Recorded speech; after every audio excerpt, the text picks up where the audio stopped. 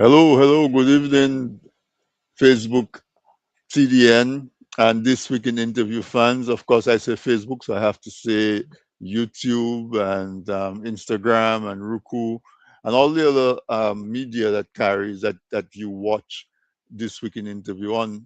Welcome, no matter where you're watching us from or what media you're using, you're very welcome, and I'm happy that you can come and spend an hour with me tonight and my guest. A special thanks to the management of RVR Jams Radio in Dominica that carried this weekend interview on their station. You can catch them on DigiPlay channel 59. Also, online radio SBE in the Toronto market. SBE Radio carries this weekend interview live, and other stations as well. Some of them do it live, and some do it later down in the week. So, of course, I always want to say very great thank you to them for doing that. And as much as I am saying thank you to you also in the audience for joining us, it's great to be with you. Every week we pick up new listeners. So, if tonight is the first time that you listen to this week in the interview, welcome, welcome. It's a pleasure to have you on. And the regular listeners, of course, you already know that I treasure the decision that you make to watch this week in interview live. This week we are doing another take of Green MAGA. I know we've staggered around a little bit, but we try to do it on the second Wednesday of every month, where my guest, special guest, Pastor Adrian Banis, joins me and we talk about agriculture. We talk about his farm. He has a farm in Castle Bruce on the east coast of Dominica that everybody who ends up on the farm just have so much high praises for the things that they are doing. He and his family are doing on the farm in Castle Bruce. And of course, they also are doing some agro processing, added value. They really run their farm as a business and experimenting or and implementing new methods. We've spoken about agroforestry, we've spoken about, excuse me, agro-tourism. We've spoken about community tourism that's centered around farming.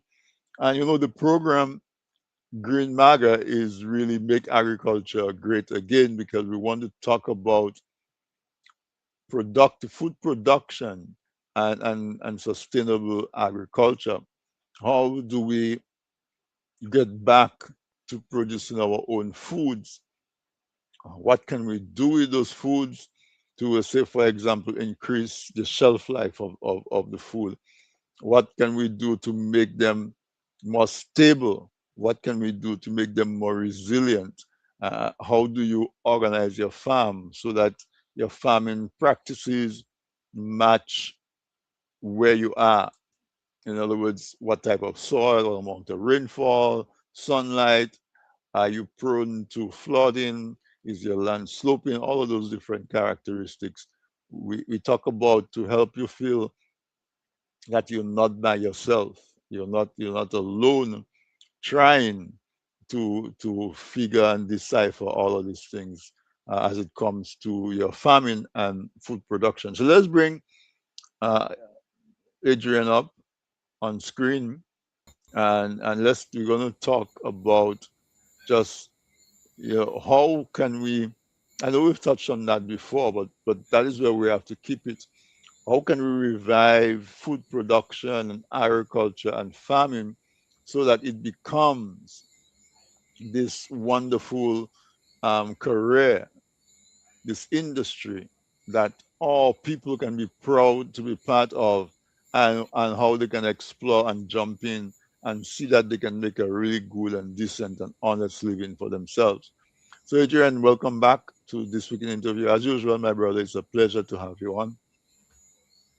Thank you very much. It's really a pleasure to be with you every second Wednesday and just talking agriculture. I just love to speak, to talk agriculture, especially making agriculture great again with a different mentality, a different mindset, not just, it's like marrying traditional farming with climate smart farming, and to see how we can provide to the public, provide to the nation fresh produce added value.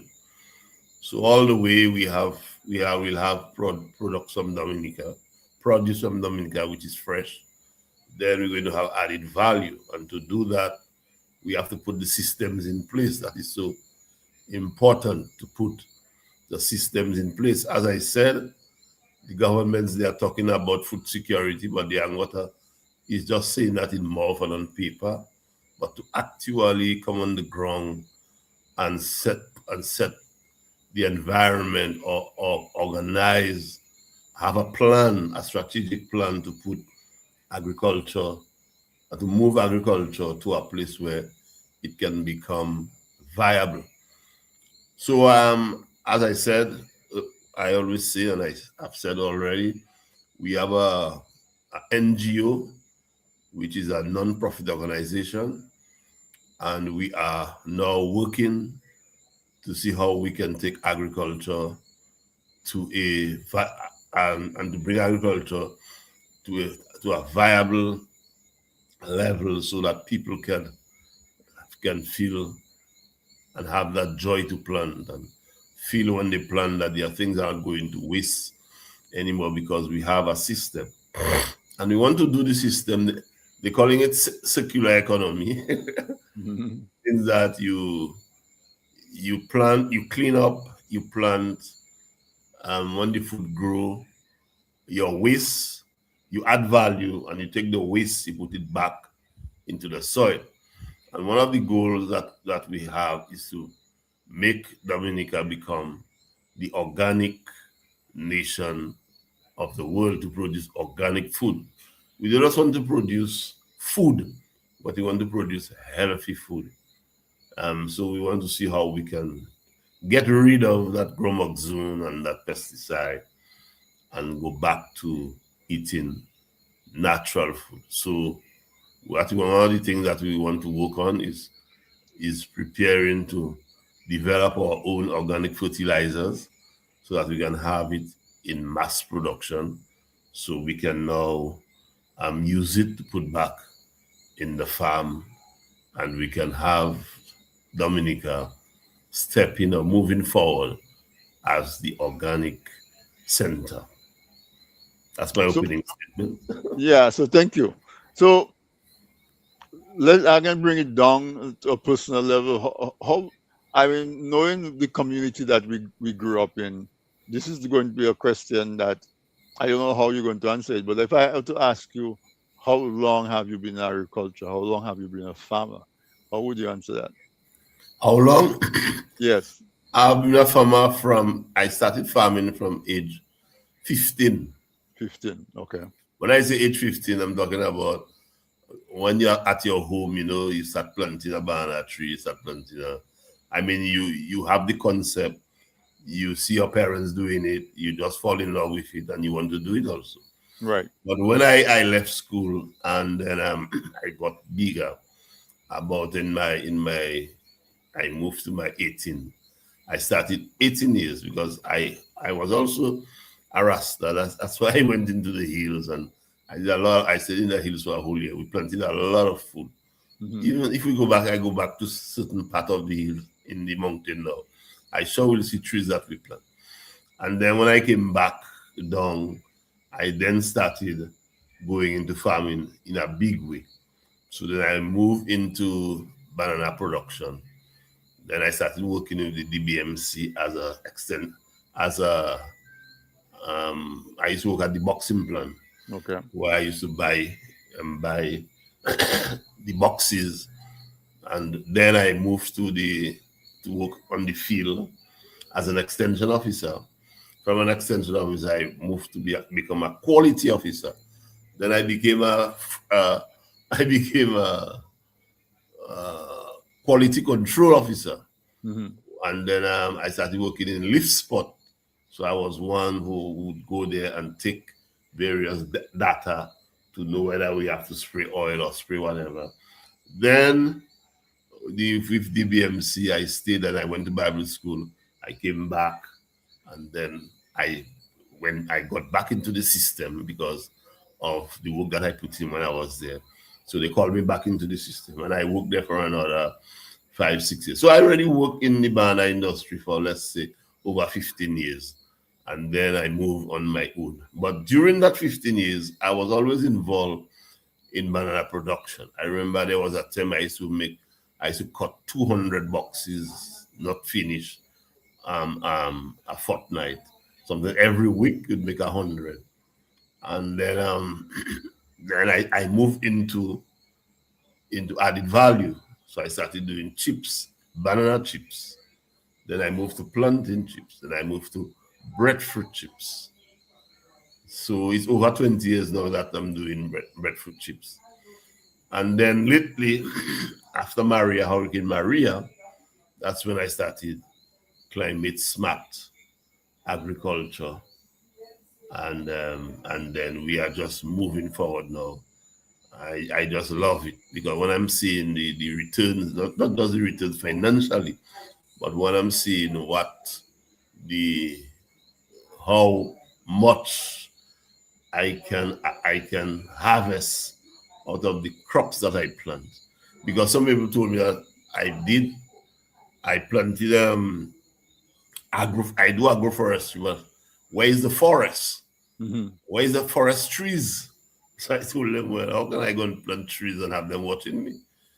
And it was a very good idea that I received from the Holy Spirit. A very good idea. And when God, I always say, when God created us, He said He gave us the power to have wealth, but He gave us that gift so we can be innovative. And when I started, I started planting fruit trees, Hmm. cocoa, oranges, exotic fruits like sapadilla. Sapadilla is so nice when I tell you, my gosh, I love a sapadilla. Soon I will have a lot of sweet sops. I plant a lot on this and bearing now. I ate one the other day. It was very nice.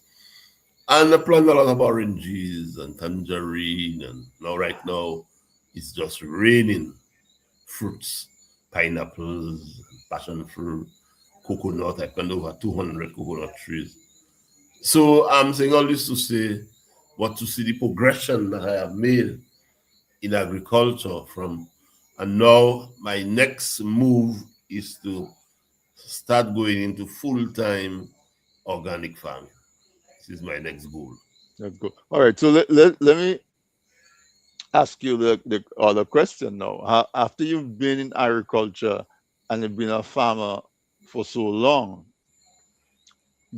is agriculture and farming a profession that you would encourage your children to take up as a career, Yeah, as a way of life?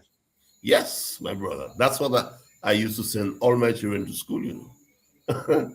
I build what, one, two, three rooms in my house on banana cash Hmm. with banana money those days. And then that's what I used to send my children to school, both primary, secondary, and university. And now I'm still now. Today I was saying I was listening to that program on View, Global View on Q, and Hmm. I was listening to Mr. Nassif, and he was talking about how his father started, and I stayed listening. I say, boy, it's always good to listen when he was talking about entrepreneurship because I see what is happening today. Mr. That this government just call it everybody an entrepreneur. Everybody once they give somebody some money, they say they are entrepreneur. But it's not. It's not. They have to look at the difference between an entrepreneur and a business person. And he Right. was saying that his father, when he saw that there was no soap in Dominica and they had problems in getting soaps, he went into soap manufacturing. And so, so an entrepreneur is someone who looks for opportunity to to bring forth something innovative. and then he started the soap. And then not just started the soap, he brought the farmers and make them part of the company, gave them shares, and that person's what shares. So the farmers really became part of what he was doing, and they also had a share. And when the company closed down, they received their shares, and so that was very, very good. And then he continued to and that entrepreneurship skill passed on to his sons, you know. And I was saying today, now I was in the room and I just meditated. I said, look at my daughter today. She's now taking the business to another level, which Mm. is more social media, coming up with innovative ideas. That's why it's always important to build a foundation. And when you have a foundation, your children coming after can now come up with creative idea to take it to where they are saying, "Well, I'm in my area where I'm ready to resign already. I'm ready." So, so the reason why I ask you those questions is to sort of lay the foundation, establish how long you've been in farming, Okay. and which means that you have the full experience of farming. And having the full experience of farming, if when I ask you the question, would you encourage your children to become farmers and to go into agriculture? It was a spontaneous yes, which Yes, tells me that it's a genuine yes, and that over after all the years and all the ups and downs, because I'm sure there were downs and there are ups, you unequivocally says yes, I would if my children were interested in agriculture, I would 100% support them to as a go into matter that field. as a matter of fact, I didn't have to tell them to go into agriculture. They just step into Right. to continue what I'm doing because they are seeing the bend. I tell you, it's always good to create a model or put something in place so people can see. So they are seeing what the returns are. They are seeing how long we are in it, and it have been beneficial to us. So I don't have to tell them to, hey, come in farming, or they themselves taking the initiative now and is now taking it to another level based on how Based on they what they've seen it. observed and they've seen. So, because Yeah, that is important, Adrian, yeah. because from our history as the descendants of people who were enslaved and enslaved in performing agriculture, it was almost a knee-jerk reaction that parents wanted their children to do something different because in their mind and in their emotion they associated agriculture with hard work, very little returns, a lot of pain, and a lot of hardship. And so, like every parent, they would want to move their children away from that. So our culture naturally had that, where we would revere other professions, teacher, a doctor, a lawyer, a policeman, all these other careers. We would encourage them and sort of discourage our children from working the soil. How, however, we have enough knowledge now, and I think as a people, our culture and our social sense should evolve now to say, okay, as they say, you throw out the baby with the bathwater. As part of our emancipation and our freedom mentality, we associated it with going away from agriculture. But now we can pause and we can look back and we can say, listen, agriculture is not what gave us pain. Mhm. They used us in agriculture and they caused us pain, and therefore we can look back and say, but if let's take the British Empire for example. The British Empire used agriculture mostly in the West Indies, in Africa, in Asia. They used agriculture to build empires that are lasting for centuries.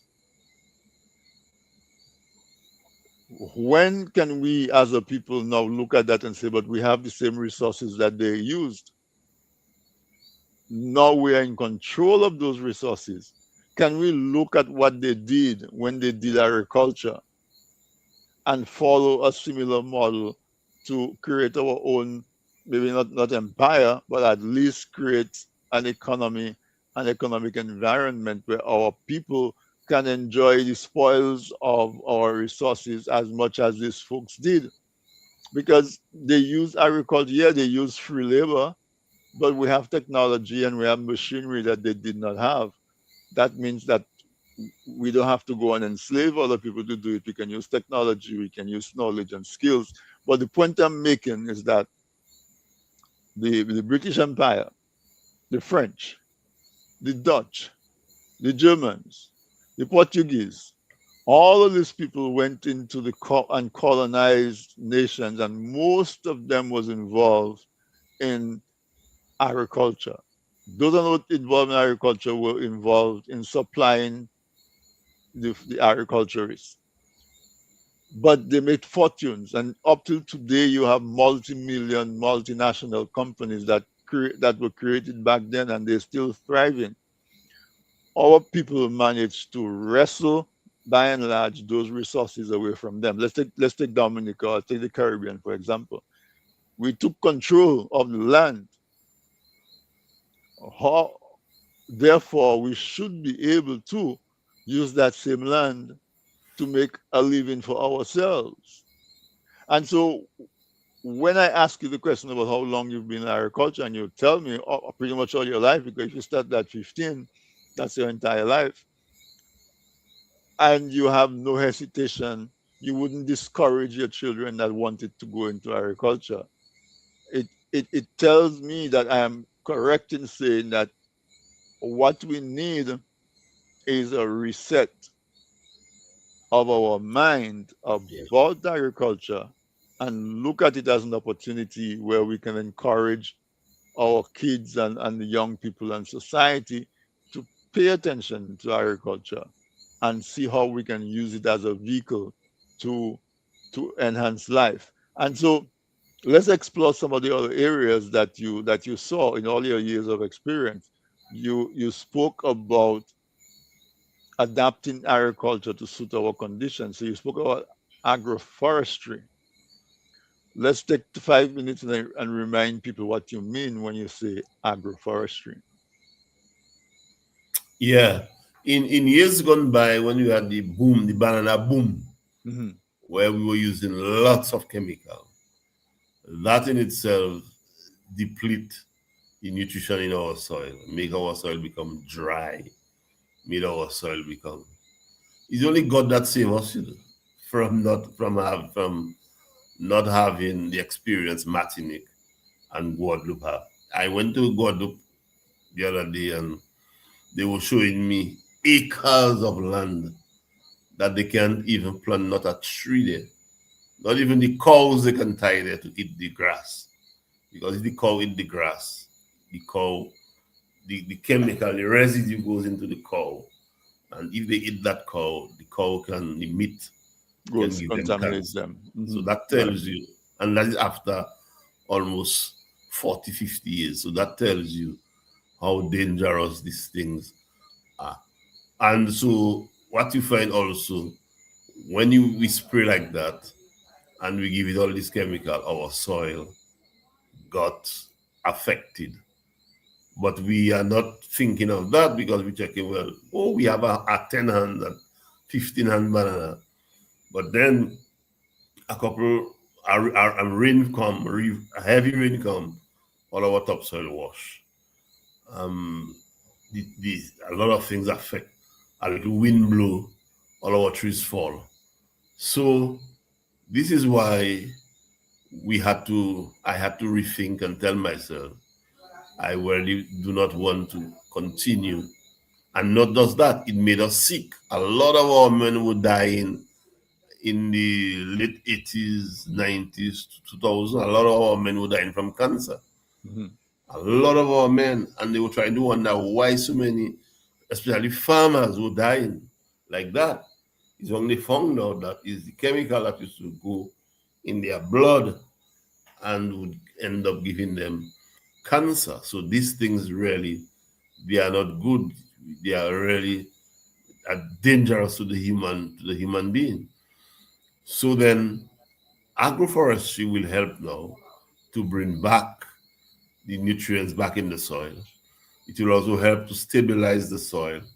It also helps to reduce the washing away of the topsoil during heavy rain. And then the other thing, a good thing about it is that you have a consistent supply of fruits that you normally would not have when you used to be in the thing. And these fruits, they are healthy fruits. Then we start using brush cutter. And the good thing about the brush cutter, when you use the brush cutter, it also helps to keep the soil together, even though it rains. Like when it's dry season, I don't really cut the grass. So then the moisture remains, the water remains. When it's rainy season, I cut, even though I cut low. I cut very low, but yet still I have tree cover. So when it rains, it's not falling direct on the soil like what it used to do before. So there are lots of advantages that you have when you are doing when you are doing agroforestry. And the good, as I said, the good thing about the agroforestry, the benefits of agroforestry, is not just the soil, but you have you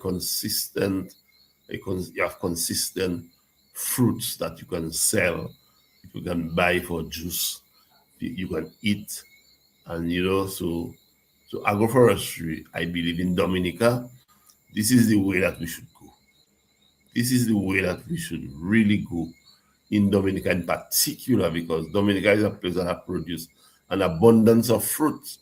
I heard, I said, again, go back to Eva, last and these guys, they were talking about Money God, who started dumb fruit.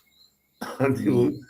I said that he started dumb fruit, and then he got a chemist from Germany who came down and assist him in bringing it to market standard. And I remember dumb fruit. It is still in my mouth. I always I say, remember them fruit. Yeah, vaguely. Yeah. his thing was Mhm. nice. Yeah, So we had El Rose and those different right, things. Elrose and Sons, Mm-hmm. and we had Bellu doing Bello. pepper and jams and jellies and things. So what we have to do is to reset, as you said. And I think we are in the best time of our life to reset, because everybody is talking about food shortage, farming. Everybody is talking about food security. But it is not, as I always tell them, it is not something that you put on paper. You have to put it on the ground, because I want to see what you when you talk about food security. I want to see what food security entails. It's not just tell me about food security. Food security, when I pass, I'm seeing vine, I'm seeing deer soil. I'm not seeing anything. Food security means that you have another 100 or 300 farmers going back into planting the land, and they are planting it in a different way where it can become more sustainable. And that's what you call in food security. So at any given time, you have food, Mm-hmm. you have fruits, you have anything, because you are planting. Because remember, when somebody talking about securities, which means that you are bringing yourself in a place where you become self-sufficient as a community and as a nation. You know, did what I mean, people throw words around without necessarily stopping and thinking about what exactly those words mean, right? So we talk about food security. Security really means that you can have food available to eat no matter what else happens. If you have a All big the hurricane, you have a storm, you have a volcano, the food supply to your people is secure, and nobody is at risk of getting starved. When I was going to grammar school, I was maybe about 14 or 15. The FAO, Food and Agriculture Organization, had an essay competition. And I remember at the time, the slogan was "Food for All" by the year 2000. I don't know if you remember that slogan. Of course, I remember. Food for all by the year 2000. 2000 seemed like it was so far into the Yeah. future, right? And I remember I wrote an essay. I took part in that competition. It wasn't just a Dominican competition. It was because FAO is an international organization. And I sat down and I wrote an essay about what Dominica can do. That time everybody was in Dominica, was a small country. What Dominica can do to contribute to the achievement of the goal of food for all by the year 2000. And I say what we can do what is within our capability, and what is within our capability is to make sure that we can provide all the food for our people inside of Dominica. So Dominica's contribution to Food for All, in my little teenage brain, was that we had to become self-sufficient in food. I mean, now that I am older, I will say not only we need to be self-sufficient, we need to produce enough food to supply our own needs and help out the other places that are not blessed with water and soil like we are, or a lot of our neighboring islands. And what I'm saying is that it is 26 years after. And not only the food for all wasn't achieved because there's still famine and food shortages, and millions of children go to bed hungry every night. So not only was that goal not achieved, but Dominica in itself has not achieved sufficiency in food. We still import almost all of our beef, all of our chicken, all kinds of stuff we still All of import. our tomato, all All of the tomatoes, carrots our we import. cabbages, As a matter of fact, we import them carrots. more now than we import than back Yeah. then. So we move in the wrong direction. And so that is one of the objectives I am sure that you and I have in when we decided that we're going to do this program, is to see how we can get Dominica to first of all achieve the goal of self-sufficiency in food, which would get us food security, but also becoming a net exporter of food Yeah. so that we can export food in the region. And then, so I ask you about agroforestry, but you mixed in climate smart farming in there, right? Because you also spoke about um, understanding the need to preserve your soil and what kind of crops and how you can farm those crops to protect the soil based on Dominica is a high rainfall area. A lot of our land is sloping, and you give really good ideas as to, well, no longer should you be. I still cringe when I see some photos. Some guys show photos of their farms, Adrian, in Dominica, and nowadays on Facebook, and I cringe when I see bare dirt, Yeah. and some of it is on sloping land. I see bare Yeah. dirt, and I'm saying, what happens on the first rainfall, the next rainfall? Uh, how is it that everybody doesn't has not yet gotten that message that you should not just clean your garden like it's like it's a concrete pavement, and you don't see not one blade of grass, and you figure, yes, my farm is in good condition. So tell me about the education part that is going on in terms of educating the public and farmers about good farming practices. Well, our, as I said to you, our NGO, we had a lot of training Mm, on good farming practices, but not everybody that come. right. And then you hardly have that kind of education because we do not have media, we do not have access to the media because if you have to do a media program, you have to go and pay the money. But Mm-hmm. this is something that I'm thinking of that we can start having at least once a month to approach the media house and to see how we can have that kind of education. Because I believe it is very important that education to make sure that we do healthy farming and the healthy farming not just planting healthy food, but we have to make sure everything that we do we focus on health. So how you plan the food, how you take care of it, what you put in it is important. When you harvest, how you harvest also is very important. You guys, in we can say so much that we can do. My God, sometimes I tell myself I live it alone, not seeing. But I see there is so much that we can do in Dominica if we only, for instance, that NEP thing that they have there, if they would just use buy, if the government would just take about a 500 acres and just put the NEP workers there and let them plant, you know how much Dominica would be able to produce food security. And that same grass that they cut in by Europe, you can have some cutting grass, some doing, and that same grass that you can turn into compost, and you can grow good organic food.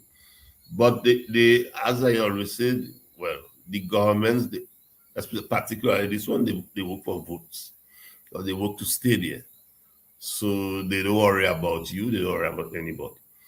But the thing is that I always tell people, tell farmers, we need to privatize. Farming is for the private, in is for private entity, Individuals. Hmm.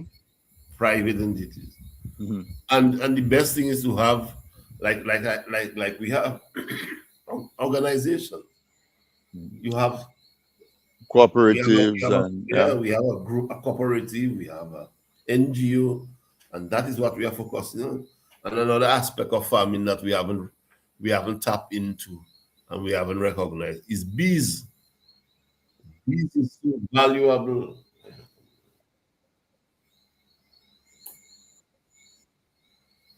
Bees, my gosh, bees are Yeah, so like the executive signing checks, sign one for me, while you're on it. bees are so valuable to farming. And the other thing about the bees, when you have farming, when you have bees, you cannot spray and you cannot use chemicals. Right,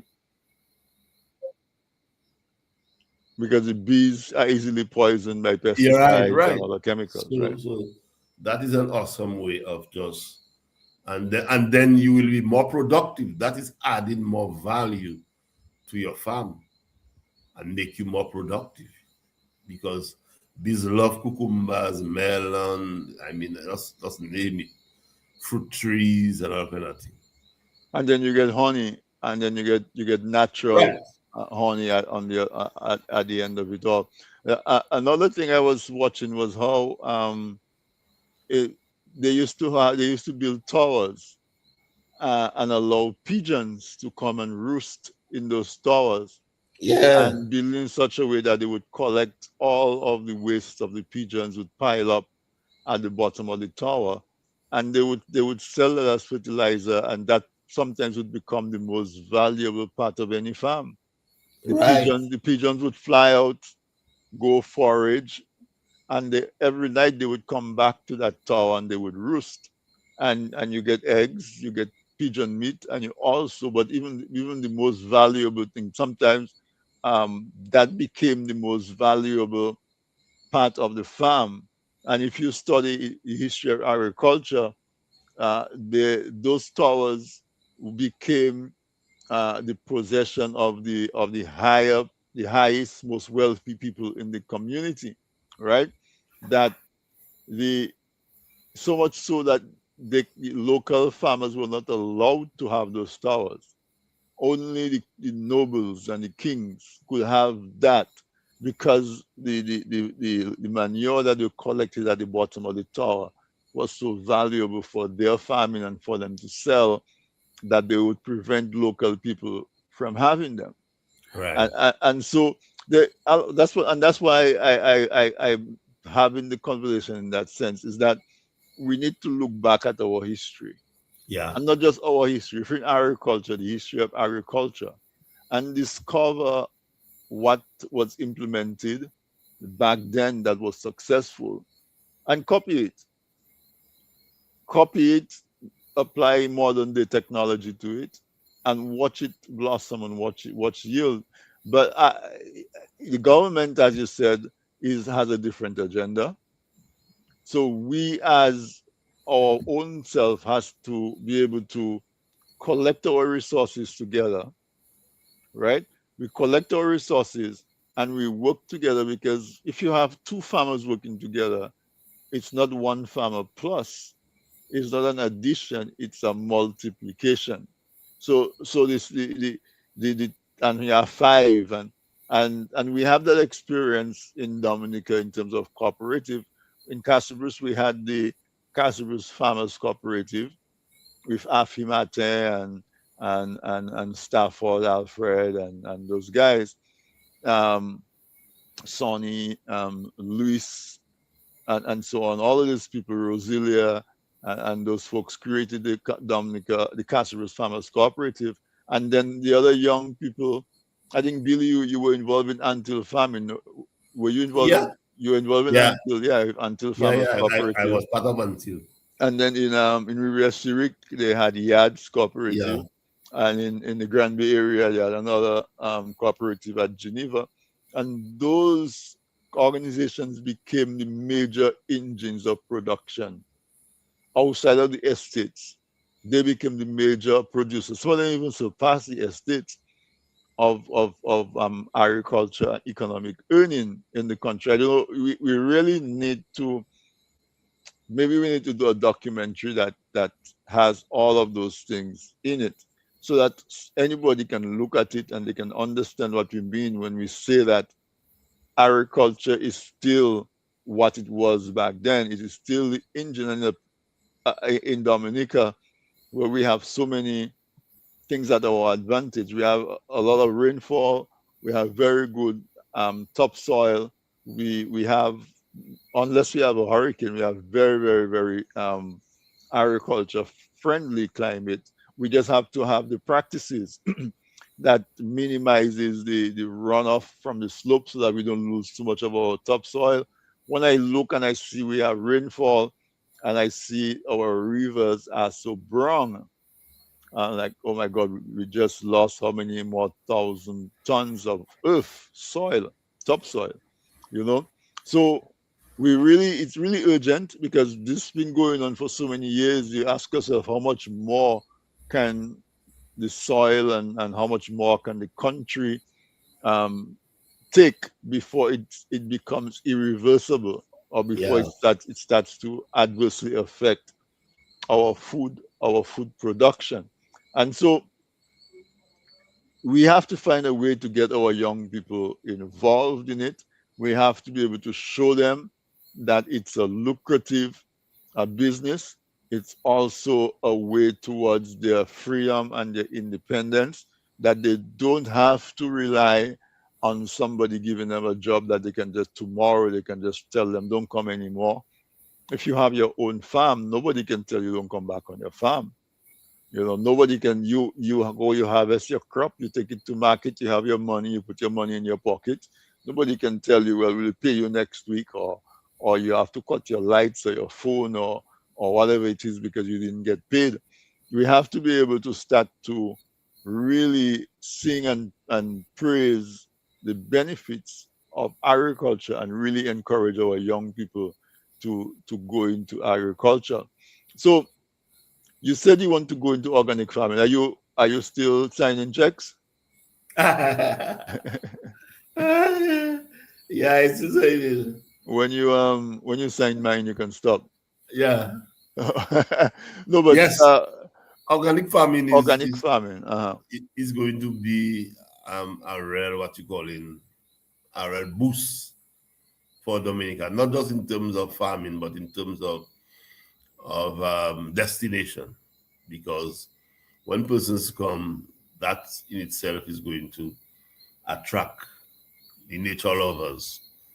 So that is a means and ways that we can see more nature lovers coming into Dominica, more tourists coming into Dominica, Health conscious people. health conscious people, and they will come to and enjoy what we have in Dominica because it is natural.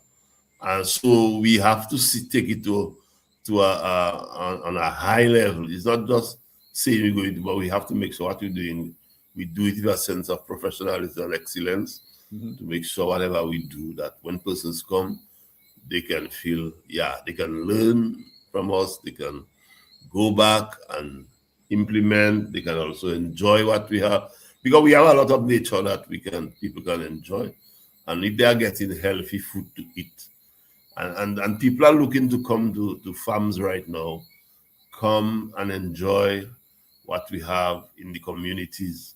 People don't go into hotels anymore. I mean, people, because it's cheaper for them in any case. If they come And the experience is richer. and the experience is right, it's rich. Mhm. So yeah, so and so we have to integrate traditional farming with modern day farming. And traditional farming talks about farming with the moon phase, using the different ways that of parents used to farm. How they used to plant the tanya, how they used to plant the banana, how they used to, and they used to get good yields when the way they used to do it. And so and as I always say, my experience, I have gotten, well, since I go back to traditional farming, I have seen a tremendous growth in my yields, and a tremendous, the farm itself, how the farm has come is because of using traditional ways of farming. It have pruning. Pruning is one of the best thing that you can do when you are planting tree crops. If you want to really have your tree crop trees bearing a lot, because you don't want to have it bushy. You want to make sure you remove, you keep the center clear, so the sun can come in and the wind can pass through. So that is helping the tree to be able to have access Right. to And the you're not elements, wasting and, energy and right, nutrients and then carrying a whole they bunch have of enough branches. energy so the tree now Yeah. can flower and produce well. Yeah. And that making it also I never miss, even though the crop finish, I still have it. Right. Right. You know, I think part of the challenge that we have is that our culturally we are a community that does oral storytelling. We don't write things down enough, and Yeah, so we as we develop this, so that's why this program is also important, because this program is recorded. you know 50 years from now, when neither you or I will be here anymore, somebody can get this recording and they can benefit from the knowledge that we're sharing on this program. We need to be able to document and to record yeah, what we are doing and the results of it, the successes, and what we tried that was not so successful. I remember when our banana preferential treatment was being challenged for access to the market in the United Kingdom. I remember Afi Martin was on the radio touting the benefits of organic farming. And he was really pleading with the government and with people and with individual farmers to really understand organic farming and to understand before niche. When you talk about niche marketing nowadays, is a cliche and it's an everyday word. Afi used to be on the radio telling folks we can create a niche that even though we lose the big volume of the market, we can have a special niche where we produce high quality bananas that we can label as organic. And that in itself would sell for so much more money that it would replace the volume that we would lose. We would not be competing with the same multinational companies, the Monsanto and those companies, Del Monte and so on, that were trying to remove our preferential treatment. We will not be competing with them because they are not in the organic banana industry.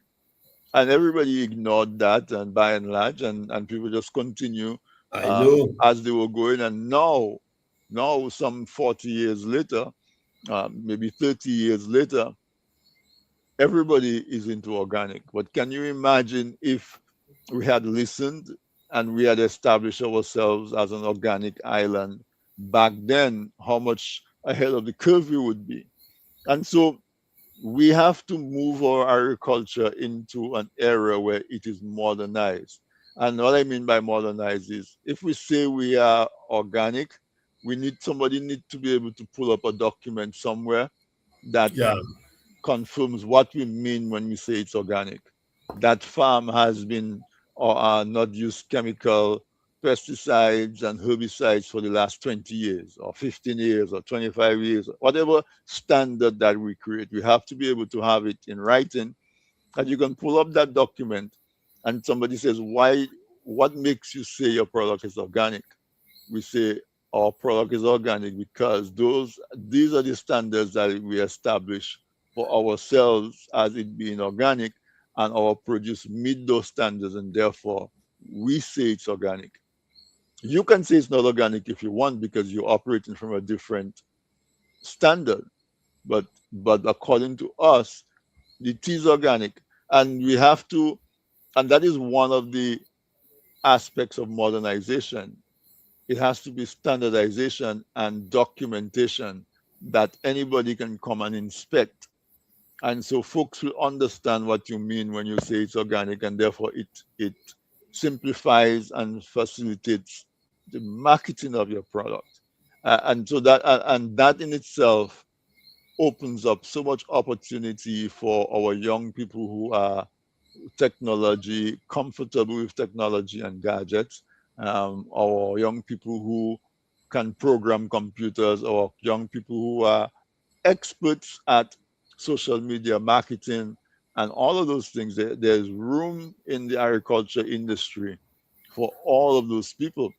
And it's not just so we have those that farm and take care of the farms, we have those that harvest, but we also have those that assist with logistics, those that assist with documentation, those that assist in quality control, those that assist yeah, in shipping and packaging and all of those things. So that's what we mean when we talk about making agriculture great again.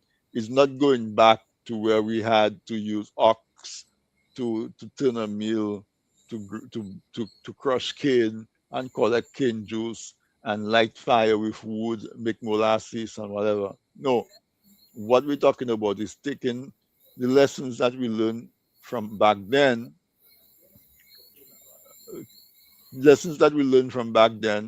how do we apply it to today, and how can we set targets, and we can establish um, production that is predictable, right? So, Adrian, we are at 9 o'clock.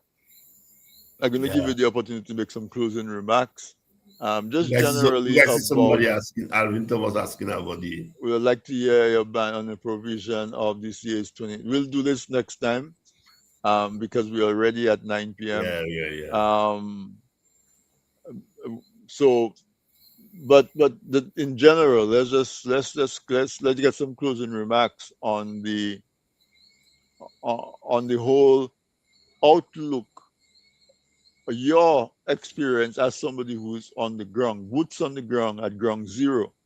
What do you see that we need to do to successfully take agriculture, put it back under the hood as the engine of the economic activity and growth in Dominica? Yeah, one, we have to have a strategic plan of how we're going to take agriculture forward. Number two, we have to educate the farmers on what kind type of agriculture, what kind of agriculture we want to develop. Three, we have to ensure that we get the farmers, we provide the plants and provide an avenue or environment where the farmers now can have access to plants, Mhm. because most times you find farmers don't have access to plant because of the way that farmers plant in Dominica. Farmers plant in Dominica only when they see something selling, like planting selling, it's not to Mhm. go plant. Dashing selling is not the good. So they always come in and ask for plant and go there. But it's when they see people buying and people selling, then, but it's not something where they would say, okay, that is what I'm doing, farming I'm doing. So I want to make sure every 2 months I have access to plants so I can plant every 2 months so I can have enough production for the year, for the next year, for the next 5 years. So I have a systematic way of planting. So this is something that we have to keep educating. Number 4 or number 5, data. We need to have data. I find in Dominica, for a big country like Dominica, and so long Dominica is involved in agriculture, there is no data on anything. As a matter of fact, I asked someone for data, telling me that is what they have, and they don't know. So just multiply this by that and add. I mean, what is that? What is that? Now there is another one I called for so long. Them they sent it for me 2 days now. I cannot get it. So this is something that I really want to focus on this after our AGM. As I said, our AGM will be on the 12th of September. That's our NGO. Oh And yeah, oh yeah. We said that we would do yeah. we would do our next program on that. So Yeah. our next program, I will call it, bring at least 1 or 2. And then we want to focus on data to make sure that everything in agriculture we document it. How many acres we have, how many farmers we have, how many acres the farmer have under production, and what they haven't got under production, they're looking forward to have, what amount of waste. We just want to make sure that all the relevant data that we need, that we want to make sure we document it. All right. So that's where I come to a close. Yeah, and I mean those are really important points that you raise in terms of what do we have to do to move agriculture from where it is right now in like sort of a lackluster kind of way, to bring it back into the vibrancy that it was, but bringing it back in a controlled environment Right. where we're not jumping back to immediate satisfaction by using chemical fertilizer or using pesticides, or that any kind of practices that does not make the agriculture sustainable. So it's as if you have, let's bring it in front of chicken. Let's say we're selling eggs. For you to continue to sell eggs, you have to keep your flock of chicks healthy. Similarly, if you're producing food, you have to keep your soil healthy. You cannot go all out and just dump chemical in your plants and on your soil and say, well, okay, I'm going to make $10,000 this year, $10,000 next year, but by the third year it drops to 8, and it drops to 6, and it drops to 4 because we are not doing sustainable practices. Right. Another area where that is very obvious is in fishing. Yeah. If we just go out and use dynamite and that kind of thing, so you can maximize how much, because people used to use dynamite to fish before. Um, you know, explode dynamite in the water, the fish get stunned, and you just drag them on the boat and bring them back in and sell them. People used to fish that way, believe it or not.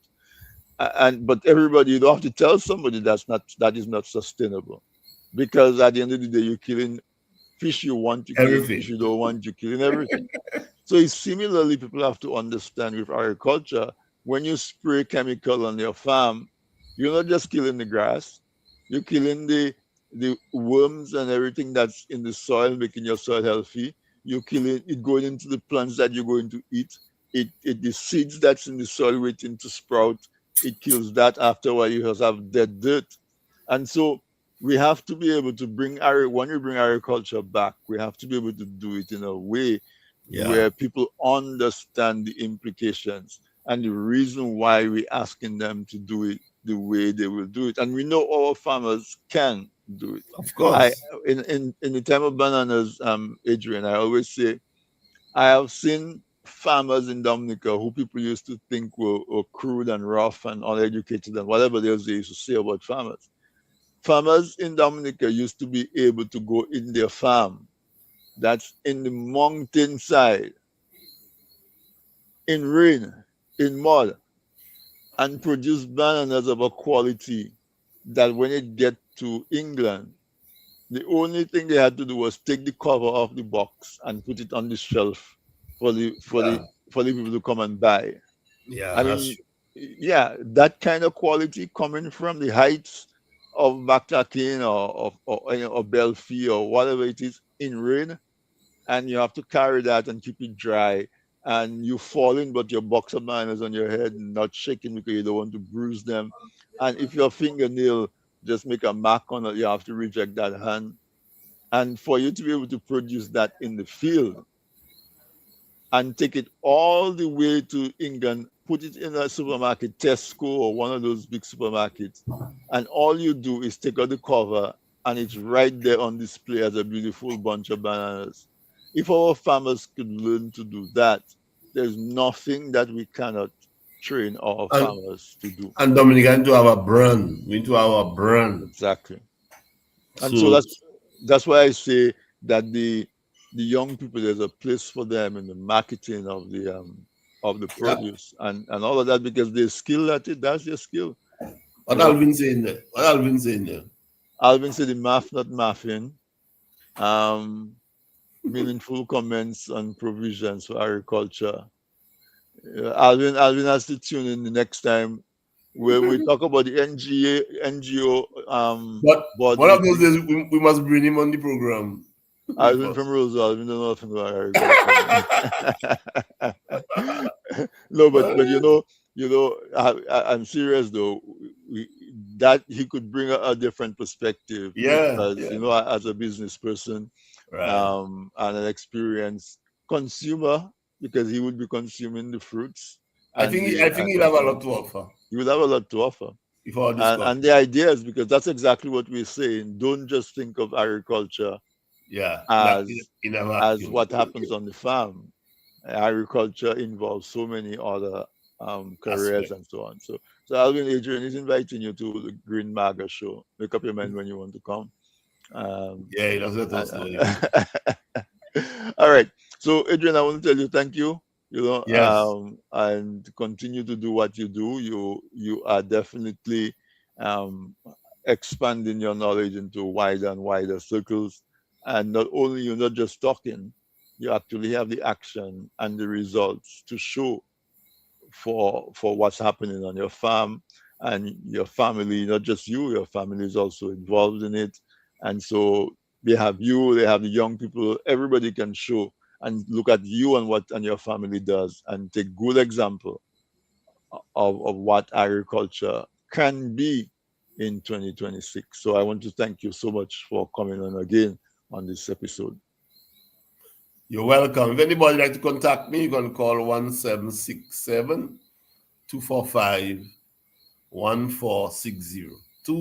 1767-245-1460. You can WhatsApp me, if then you can call me, or you can email me at augustusbanis@gmail.com. augustusbanis@gmail.com. All right, Yeah. folks, you got it. And so, Adrian, thank you so much, and all the best for the remainder of the week to you and your family. Same here, man, my brother. Okay, Always a good night. pleasure being talking with you. Always, we always have good discussions, Yes. and the audience appreciates it as well. All right. So good night, All right, good everybody. night. Have a good night rest. All right, good night. And Yeah. thanks to the audience for staying on. The usual, and even some new ones, but Alvin and Andrea and Alexandra and Sophs and who else? For whatever reason, the comments were not showing up on my panel. Uh, but so, folks, you have it. We're doing this program because we believe that agriculture is the key to development of Dominica and a lot of the other islands in the Caribbean. We are involved. They're trying to take our country to a place where people don't want to put their hands in the soil. They don't want mud on their shoes or whatever it is. But we see where that has taken us. That has taken us into a place of dependency It has taken us into a place of uncertainty. It has taken us into a place where our independence celebration is so hollow because we don't feel independent. We feel so many people have control over our destiny. With the European Union saying, hey, stop that. We're only giving you 18 months to stop that behavior. Otherwise, we're going to do this and that to you. And we don't have a leg to stand on in response because we're so dependent on things that are happening outside of the country. Agriculture is what can empower each and all of us as citizens. And if we are empowered as individual citizens, guess what? We are also empowered as a country. And if you have your piece of land and you can farm it and make your own money, you can make your own food, you can share with your neighbor, you can barter, you can do that. Independence in itself is worth so much more than a clean shoe and a clean shirt and your pockets empty. And we really have an objective to make agriculture great again in Dominica. Our Green MAGA program is on. So, folks, I want to tell you thank you for being with us and staying with us throughout.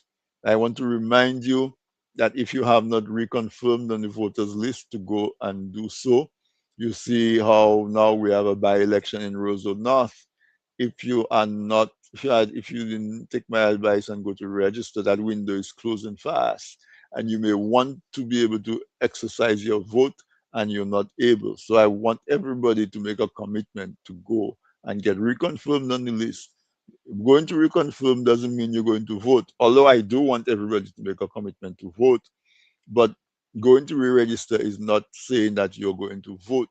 Going to reconfirm yourself on the list is saying that I want to have the option to be able to vote when an election is called.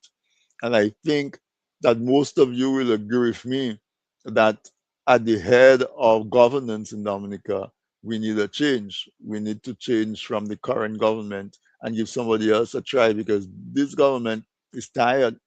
It's only when you're tired you make the kind of mistakes that they've been making, mistake upon mistake upon mistake upon mistake. And every time and every turn, it's just closing in on them so they're tired. We need to elect a different group of people to run the affairs of the country. And like I said, nothing is in stone. If you try a new set of people and it doesn't work out, you take them out and put somebody else. That's what we have to do until we arrive at a group of people who seem to understand what it takes and can implement what they talk about. So let's make sure that you go and you reconfirm to give yourself a choice to do that.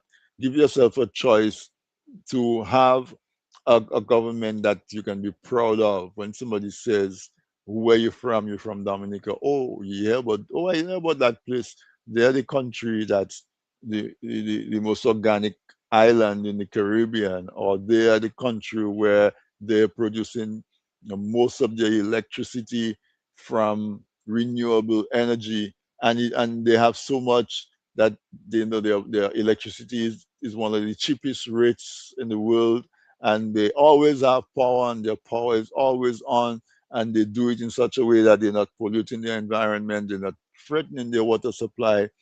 Let us let us move away from where we're heading right now, where every time we hear about Dominica in an international setting, it is something negative.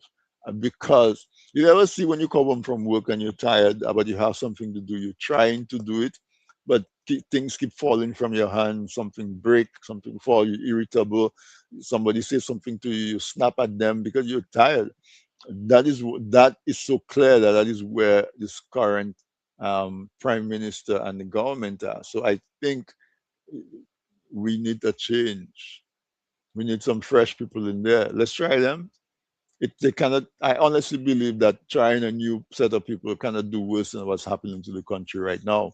Um, so go reconfirm so that if you're from the North Rosa North constituency, you can exercise your right to choose. And elections is due right after, soon after that. The Rosenhoff by-election is scheduled for the 7th of September, so it's only 3 weeks away. So we really need to understand that as a citizen, if you are eligible to vote in Dominica, right? If you're eligible to vote, that you go out and reconfirm so that you have the option to vote. I know I repeated it 10 times, but I'm repeating it until we get it. Go and vote. Some people say it's a little bit of a complex process, but we do complex things all the time. So just be patient with it. Don't be frustrated with it. Go and reconfirm. Put aside some time to do it and tell yourself that you're going to do everything they tell you they want. Give it to them. If you don't have it, go back and get it and come back. Um, then they see enough people coming back, they will start to make it easier for folks. All right. So that's where I'm going to leave it. I want you to have a wonderful rest of the week. I know there are quite a few um, people who are passing on. So if you've been affected by one of those incidents, I wish you comfort, and may your loved one rest in peace. And of course, some people are graduating, some people are celebrating anniversaries and birthdays. Enjoy your celebration as well. So, folks, I want to say good night and come back again next week, Wednesday, for another episode of This Week in Interview with your host, Anthony Drago. Thank you so much for staying tuned, listeners. Good night.